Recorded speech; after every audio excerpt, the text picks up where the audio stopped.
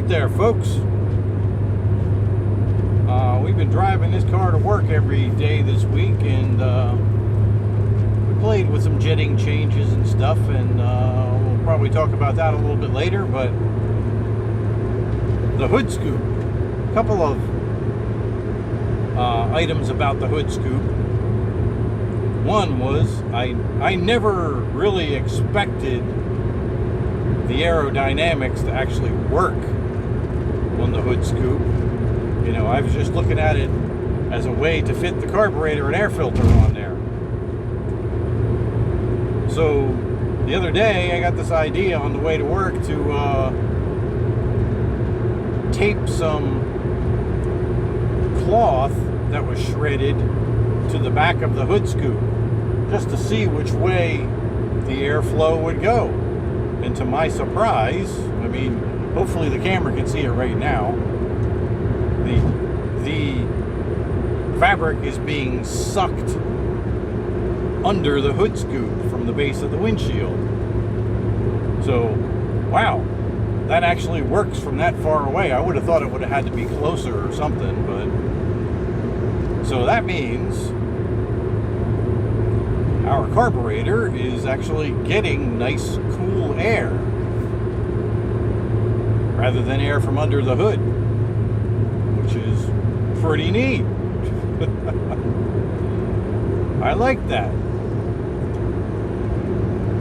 And the other thing about the hood scoop is, sure, when you're in the garage and everything and you look at it, it doesn't look that bad. But when it's out in the parking lot with a whole bunch of other cars, unfortunately the hood scoop looks gigantic. It's like, oh, did you hide a 944 under that scoop? So yeah, it's not the most visually attractive thing to have on your car. So I think we're about there on the carburetor settings. We did step up one main jet side, so we're basically one size down from what the carburetor originally came with. It came with 104 main jet in the primary. We tried a 98, and right now we're at a 101. We tried some metering rods, but we have the original ones back in. They're 65, 40 something, if I remember correctly. And we went to the pink spring because we wanted it to release quicker. The pink spring slightly stiffer. I think the last time we talked about that, I got it backwards. I thought it had to be softer, but it's got to be stiffer. See, because it fights the vacuum, and at a certain point as the vacuum is going away, you want it to pop up so you get into the second adjustment on the main jet.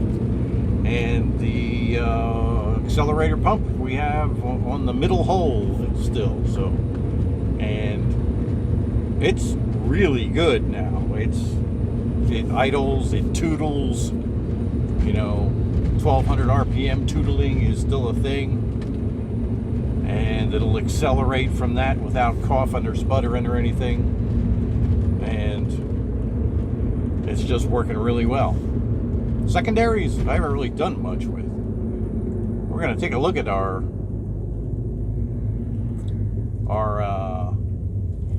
cloth here in our Cowl Induction hood right now. So here we go. 10 miles an hour, 15, 20. You can see it start to flutter. It's sucking in.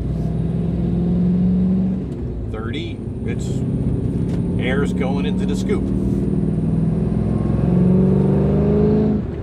Pretty neat.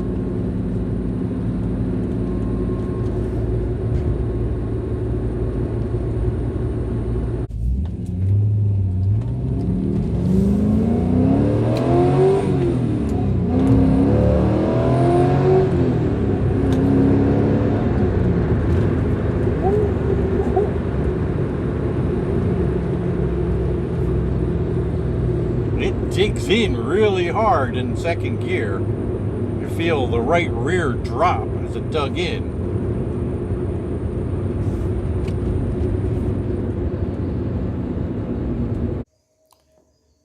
So yeah, we're going to keep these carburetor settings for the next week and see how we do on fuel mileage. Our first fuel mileage run was 15.75 miles per gallon in the first week. We might actually get through the tank tomorrow. So we'll see. Maybe we'll do some calculations then. But yeah, the 101 main jet, the original rods that came with this 800 CFM Edelbrock AVS2 carburetor and accelerator pump set on 2 and the pink spring. Yeah, it's running exactly like it's supposed to now. Haven't messed with the secondaries yet, but when you open the secondaries, it just there's no noticeable transition. It just starts building a whole lot more power. So I'm thinking that's set up pretty good. So we should be in good shape.